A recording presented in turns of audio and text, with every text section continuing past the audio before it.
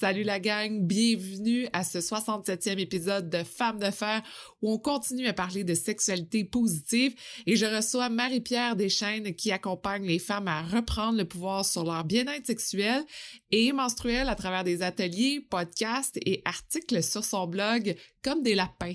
On discute de l'importance de bien connaître notre cycle et également des hauts et des bas de notre libido. On l'écoute dès maintenant. Bienvenue à Femmes de fer, le podcast qui vous aide à atteindre vos rêves les plus fous.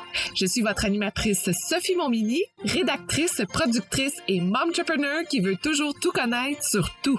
Je vous invite à vous joindre à moi chaque semaine où je m'entretiens avec des femmes inspirantes. Chaque jour, elles atteignent leur plein potentiel et elles vous donnent leurs secrets pour vous aider à réaliser vos objectifs.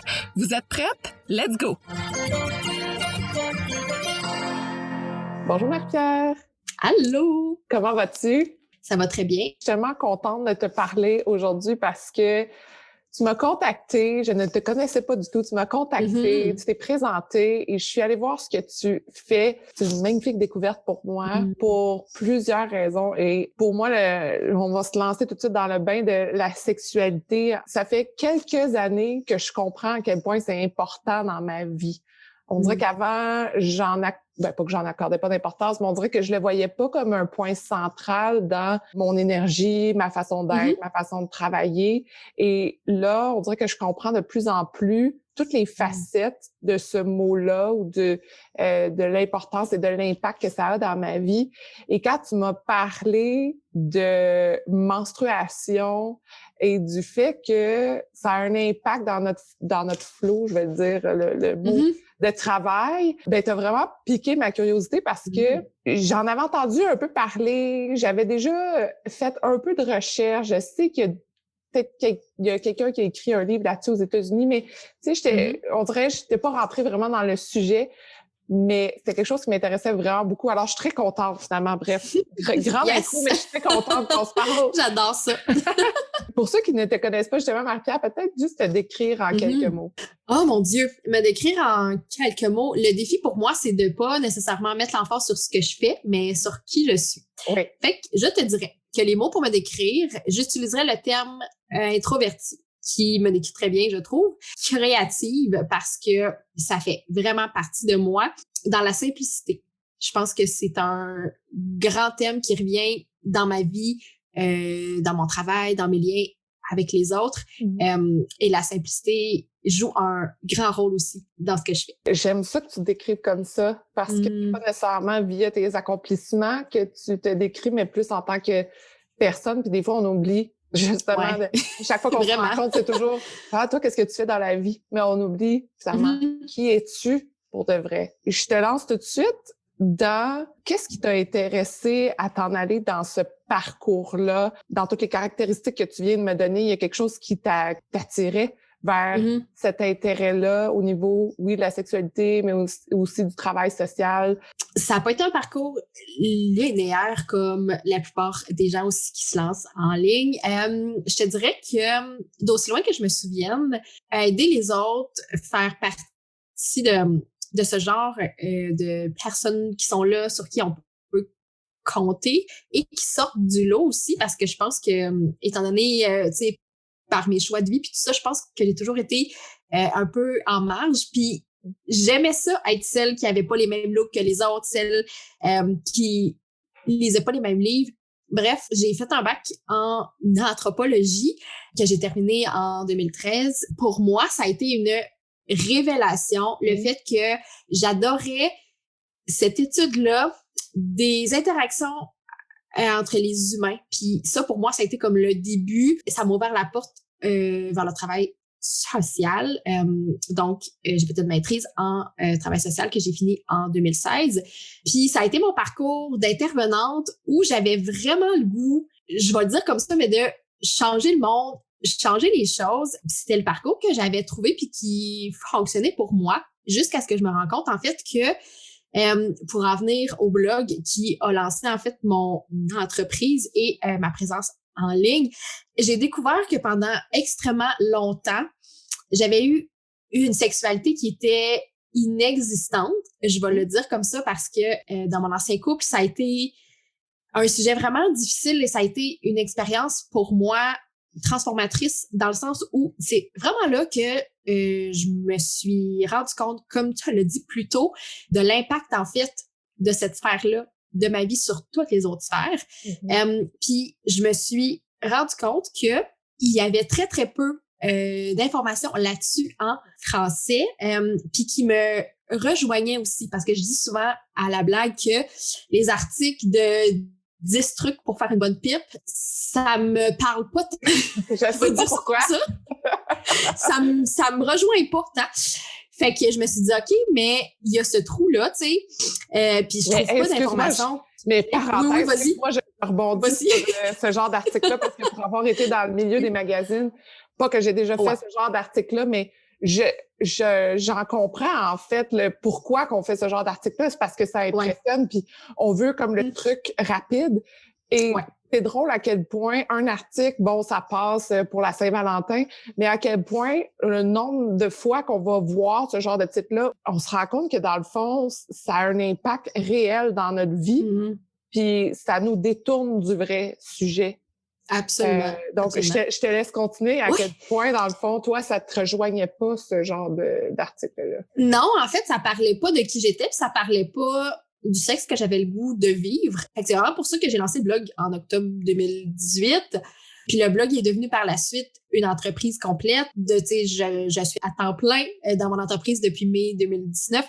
Puis c'est ça, je pense que mon intérêt pour la sexualité s'est développé, c'est ça, avec le blog. Puis avec les discussions que j'avais aussi avec les femmes autour de moi, puis je me rendais tellement compte qu'il y avait ce manque d'information puis d'éducation qui me faisait de la peine, vraiment, parce que je me rendais compte que c'était à cause de ça que j'avais eu une sexualité qui me plaisait vraiment pas pendant tout ce temps-là, parce que j'avais pas les informations et j'avais pas eu la chance d'aller creuser plus loin, justement parce que j'avais pas cet accès-là. Quand tu parles de sexualité inexistante dans ton couple, oui. je pense qui te manquait, c'était une connexion avec ton copain de l'époque, ou c'était vraiment une discussion sur qu'est-ce que t'aimes, qu'est-ce que lui aime, ou c'était juste manque d'attirance? Qu'est-ce que... C'est une bonne question qu'on m'a jamais posée, en fait, puis je trouve ça le fun que tu me la poses. Je trouve ça intéressant. Je dirais que c'est un mélange de beaucoup de choses. Le fait que j'avais pas les outils pour nommer ce que je voulais de un. Le fait que je savais même pas exactement ce qui me faisait du bien. Déjà là, ça, c'est comme un gros point que je vois tellement de femmes parce que je leur demande, OK, mais qu'est-ce qui te fait du bien? C'est quoi tes besoins? Qu'est-ce que t'aimes? Puis là, c'est comme le gros silence. Non. Puis là, ben, je sais pas trop. Ben, c'est ça la source, qui fait en sorte que si ça débloque pas, ben, il y a ça qu'il faut aller creuser aussi. Puis, je pense que j'étais vraiment pris aussi dans une définition de la sexualité qui était très, je vais dire, prise dans la boîte, là, dans le sens où une sexualité très hétéronormative où, tu sais, ça suit un script, puis c'est comme la même chose à chaque fois, dans la même pièce, les mêmes choses qui suivent leur cours, tu sais, puis tout ça, puis évidemment que je trouvais pas de plaisir là-dedans, là. Fait que, puis oui, évidemment, le lien avec mon ex qui s'effritait, là. Bon, ben, ça pour d'autres raisons, mais c'est sûr que ça, c'est comme tout un ensemble qui a fait en sorte que cette sphère intime de ma vie n'était absolument pas comblée. Je m'en rendais pas compte sur le coup, jusqu'à ce que je rencontre l'homme avec qui je suis maintenant, puis que je me rends compte de, OK, c'est ça, vivre une vie intime saine, ouverte, parce que là, je pouvais un sentiment sur ça, ce que j'avais pas pu faire plus tôt. Donc là, quand tu as approché ça, est-ce que tout s'est mis ensemble, c'est-à-dire ton entreprise, le fait d'être ouverte et d'être capable d'avoir cette connexion-là avec quelqu'un, t'as dit, OK, je suis à temps plein là-dedans parce que dans le fond, tu as trouvé ta voie? Dans mon entreprise, il y a toutes les choses que j'aime faire dans la vie, c'est-à-dire écrire, créer du contenu, éduquer, faire de l'enseignement, tisser des liens aussi avec des femmes, puis voir que ça change, voir que ça se transforme, voir que ça évolue. Puis ça, pour moi, c'est ce qui me nourrit vraiment chaque jour. Puis je trouve que j'ai vraiment créé la job de mes rêves justement à cause de tout ça. Puis le fait aussi que ça soit moi la boss puis qui décide ce que je fais puis ce que je fais pas. Oui. Puis quel genre de projet je vais en branle, tu sais, ça pour moi c'est le rêve là, tu sais, parce que tu sais je suis le genre de personne que je me rends compte avec le temps que j'étais une bonne employée dans le sens où je faisais les tâches, je remplissais les mandats, mais il y avait quelque chose où je donnais pas, tu sais, où mon cœur était jamais là à 100% parce que c'est comme s'il manquait une essence, il manquait quelque chose pour faire en sorte que je me sente vraiment plus comblée dans mon travail. Puis là, j'ai vraiment mis le doigt sur ça. Puis là, ça se passe à chaque jour. C'est comme ça que je me sens. Ou presque, on s'entend. Ouais. C'est ça, comme tu dis, je pense que la sexualité est arrivée comme ça. Puis le fait que c'est une niche aussi très, très difficile en ligne, dans le sens où la ligne est mince entre tomber dans le vulgaire puis rester dans l'éducation. Je pense que ça, à ce niveau-là, ça va pour moi. C'est dont on parle encore très, très peu, qu'on parle vraiment beaucoup, qu'on exploite beaucoup, mais qu'on creuse vraiment pas. Ouais. D'où en fait ce que tu as dit tantôt avec l'exemple de l'article sur les 10 trucs pour faire une bonne pipe. Ouais. Je pense que ça, c'est l'exemple parfait pour dire qu'on en parle beaucoup, mais qu'on creuse vraiment pas le thème puis qu'on a peur d'aller plus loin parce que on a peur de s'ouvrir, on a peur d'aller voir ce qu'il y a vraiment en dedans de soi. Puis ça, je pense que c'est vraiment l'honneur de la guerre, en fait, là, sur ce thème-là, dans le fond. Je veux qu'on embarque dans le sujet, justement, du cycle menstruel parce que je pense que c'est un sujet qui va parler beaucoup aux femmes qui nous écoutent présentement. D'une part, parce que je pense que c'est important de casser les tabous et retirer les jokes face à ça.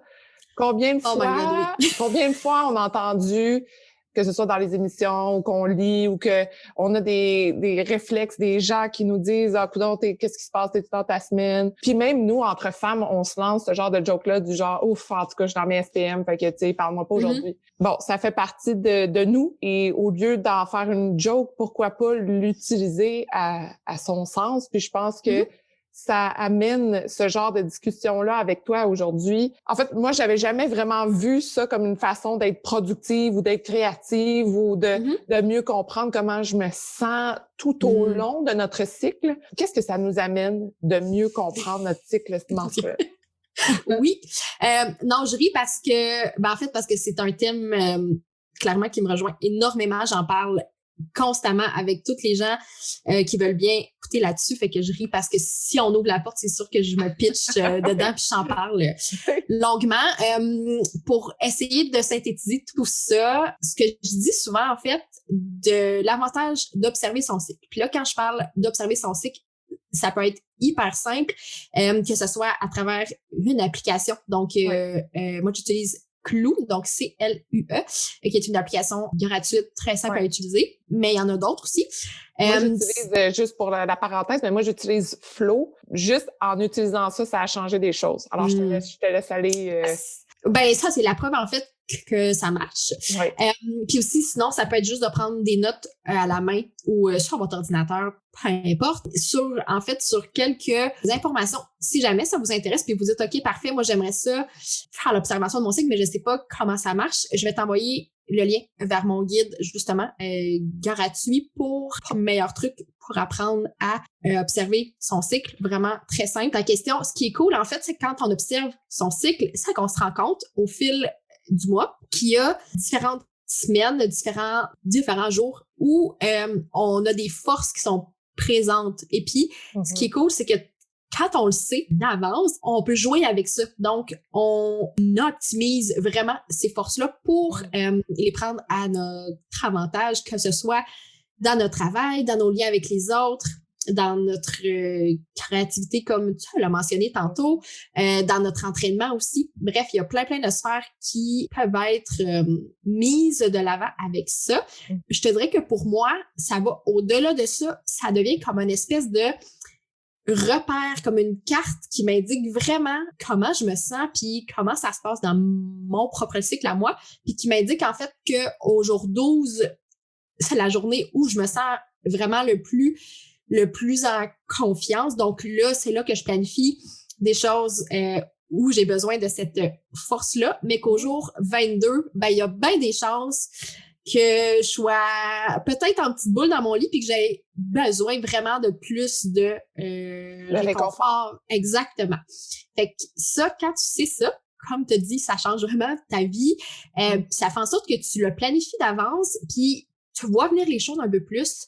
Fait que ça l'aide vraiment à ce que tu te sens vraiment plus en contrôle aussi de ton cycle parce que souvent, c'est des informations qu'on a, mais qu'on ne voit pas parce qu'on l'observe pas. Puis là, ça nous arrive d'en face, puis on dit « Ah, shit, c'est vrai, tu sais, ça revient à chaque cycle. » Puis vraiment, le plus drôle, c'est qu'on dit très souvent que les femmes sont des êtres très, très imprévisibles. Et moi, je dis que c'est absolument faux parce que si vous aviez les notes que j'ai prises de mes cycles, c'est une joke à quel point à chaque jour qui revient, à chaque cycle, je note les mêmes affaires, là. Tu sais, c'est comme les mêmes choses qui reviennent à chaque cycle. C'est extrêmement drôle. J'ai déjà lancé la joke à mon chum de dire, si tu veux me comprendre, download l'application, connecte-toi à mon compte. Ouais, il y a des journées que tu n'auras même pas besoin de me poser la question comment tu te sens, tu vas le savoir direct de « Ah, il est rendu dans telle journée, c'est de même qu'à ça. » Évidemment, il y a toujours des fluctuations, ça change,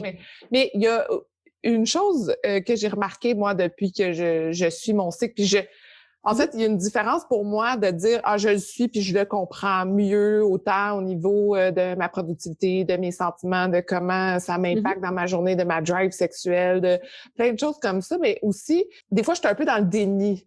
Je vais t'expliquer dans le sens que je le comprends, mais d'un autre côté, il y a la réalité de dire « Bon, là, en ce moment, c'est peut-être pas mon moment de plus productif, mais... » il se passe telle affaire au travail, faut que je produise, faut que je travaille des heures, fait que c'est comme si je me bats des fois contre cette nature-là, parce que la réalité étant qu'on peut pas, on essaie le plus de suivre son flow, mais tu sais, on est contrebalancé aussi dans ce sens-là. Je trouve ça très bien que tu le dises parce que oui, évidemment, on vit pas dans un monde où on est libre à 100% de ce qui se passe dans toute notre vie. Je comprends très bien. Je pense que déjà, l'observation de son cycle, c'est un excellent point justement pour se sentir plus confiante.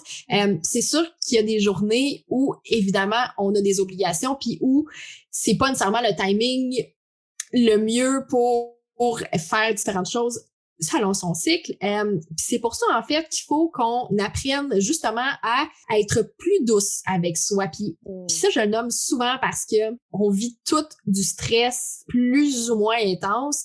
Puis le fait, justement, d'en être consciente, puis de se donner de l'espace, justement, pour vivre ce stress-là, puis aussi de mettre en place différentes choses qui font en sorte que même si on a une journée remplie, qu'on est à la fin de notre cycle, mais on peut se dire, OK, ben là, je me planifie une soirée seule à la maison, si ça se peut, ou tu sais, juste dire, OK, parfait, ben, je sais qu'aujourd'hui, ça va être plus tough, fait que je me planifie ça dans mon horaire pour que j'aie ce temps-là pour moi, pour prendre soin de moi, puis pour me donner un peu ce petit répit-là, exemple, pour que je sois pas toujours sur le stress puis sur le OK, go, go, go, puis il faut que je fonce, puis il faut que j'y aille, puis tout ça. Est-ce qu'il y a des phases typiques de notre cycle pour toutes les femmes ou chaque femme est unique? Je dirais que chaque femme vit son cycle de façon différente. Évidemment, avec un autre niveau d'hormones, avec ce qu'on vit, puis tout ça. Mais il y a quand même une espèce de cadre qui revient quand même pour la plupart des gens qui ont des menstruations, donc il y a des saisons. J'en parle aussi dans le guide dont j'ai parlé plus tôt. Dans le fond, qui sont les 4 saisons qui se divisent plus ou moins de 6 à 7 jours dans notre cycle. Puis ça, il y a quand même des, je dirais, des trucs récurrents qui reviennent pour beaucoup de femmes. J'espère que vous aimez l'entrevue autant que moi et pour suivre toutes les nouvelles du podcast Femmes de Fer, je vous invite à vous abonner à la page Instagram Femmes de Fer Podcast. Parlons-en justement de ton podcast. Qu'est-ce que ça t'amène de faire ce podcast-là? Pour moi, personnellement, je fais un podcast parce que j'aime ça mettre le talent des autres femmes de l'avant. Puis je trouve que c'est important de montrer je vais dire le mot en anglais, mais range de différentes carrières, de différents accomplissements, de différentes personnalités, puis ça me nourrit énormément. Toi, ton podcast, tourne autour de la sexualité, évidemment. Je dirais que c'est l'un des projets que j'aime le plus dans mon travail. Je sens tellement pas que c'est du travail. Je dirais comme toi, en fait, je pense que c'était très important pour moi d'avoir cet espace-là, justement pour que les femmes, on se sente safe, on se sente bien, d'aborder ce thème dont on parle encore très peu, tu sais, le sexe, évidemment, comme on l'a dit tantôt.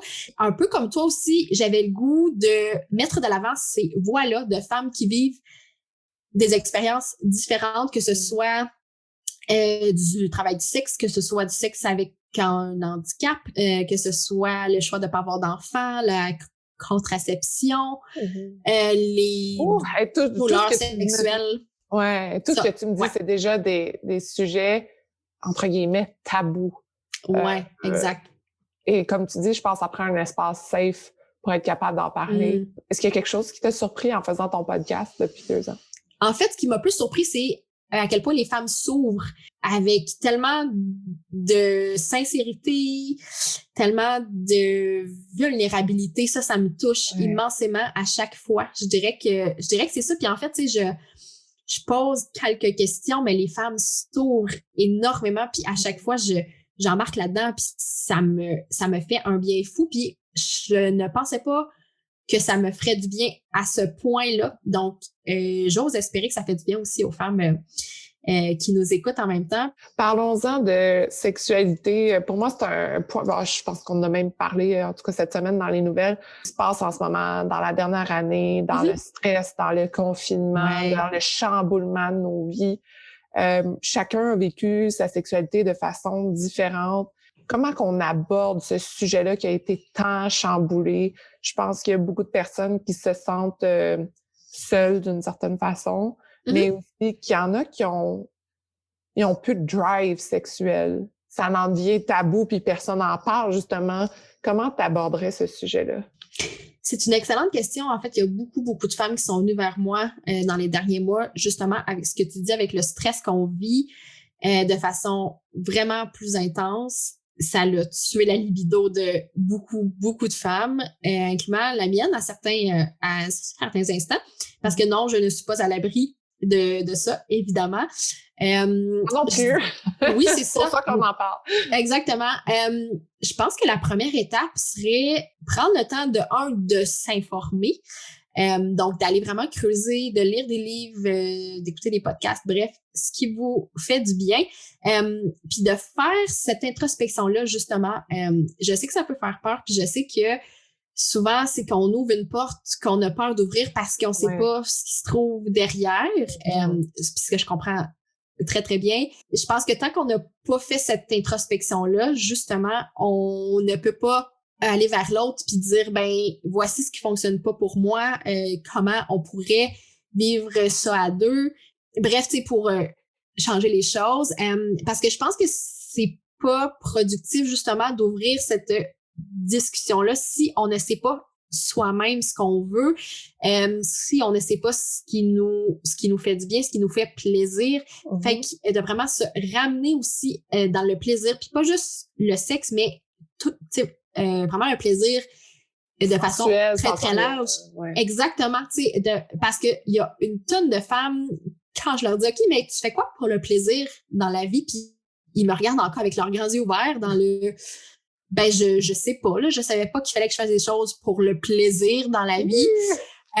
Ça m'attriste énormément juste d'aller vers ça puis de voir, OK, ben, tu sais, quand j'étais jeune, je faisais ça pour le plaisir. Je faisais de la peinture, je sais pas, je faisais de la danse. Moi, j'aime ça, me faire les cheveux, exemple, tu sais. Retrouver, en fait, ce qui nous fait plaisir. Puis plus on exerce ce muscle-là, dans un sens, plus ça va être simple par la suite d'avoir du plaisir dans toutes les sphères de notre vie, dans la sexualité. Parce que si on se bloque du plaisir, après ça, t'arrives dans ta chambre à coucher, puis là, t'es comme, OK, mais je sais plus comment vivre ça, du plaisir. C'est ce qui fait en sorte que ça bloque, ça fait peur. Fait que je dirais vraiment d'explorer de ce côté-là, puis de se laisser du temps. Parce que souvent, ce qu'il faut comprendre, c'est que c'est normal, puis ça, c'est qu'on le dit pas, mais c'est normal d'avoir des des espèces de périodes plus sèches, là, comme je dis, là, pas nécessairement dans ton corps, mais plus sèches dans le sens où notre libido est moins présente pour plein de raisons. C'est correct. Je pense que dans ce cas-là, quand on en prend conscience, puis que ça arrive, c'est vraiment très important de se retourner vers quelque chose de plus intime. Fait que de vraiment revenir d'aller plus vers des exercices, des rituels, te ramènent vers l'autre, puis qui créent cette intimité-là, justement, qui souvent se perd avec le temps. Tu sais, je te donne un exemple concret. Juste le fait de se prendre la main quand on marche ou, tu sais, juste le fait de prendre le temps de parler ensemble autour d'un verre de vin ou d'un verre d'eau, de juste faire ça, parce qu'on oublie souvent ce qui nous a fait plaisir, ce qui nous a plu chez l'autre personne quand on s'est rencontré, puis de revenir vers ça. Tu sais, si pour vous, c'était de, je sais pas moi, de chanter ensemble, de danser puis de rire, ben de se ramener à ça, parce que ce qu'on oublie, c'est que le sexe, ça peut pas avoir lieu s'il y a pas cette intimité-là, s'il y a pas ce lien-là qui est déjà là, présent.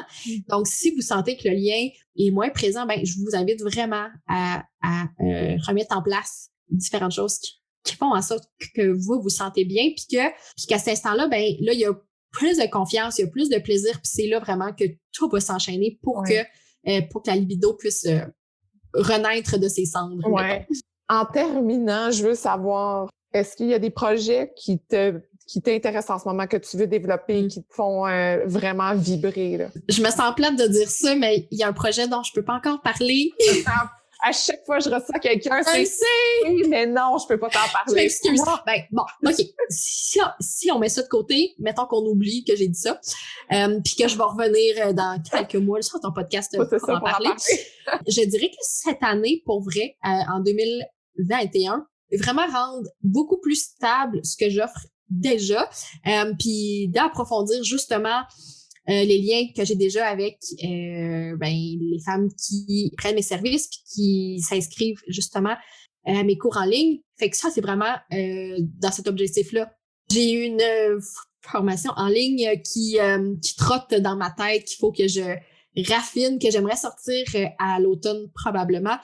Fait que vraiment, je travaille là-dessus parce que j'en ai déjà 2 qui sont disponibles en ligne. Puis c'est une formation que je dirais qui combine justement les 2 thèmes dont on a parlé. Okay. Fait que je me sens en place en ce moment. Merci beaucoup, Marie-Pierre. Je veux savoir, en terminant, qu'est-ce que ça veut dire pour toi, femme de fer? Je dirais une femme qui a pas peur de sa vision puis qui fait des choix qui sont très alignés avec cette vision-là, justement, puis qui croit en ses valeurs. Ouais. Si les gens veulent te contacter?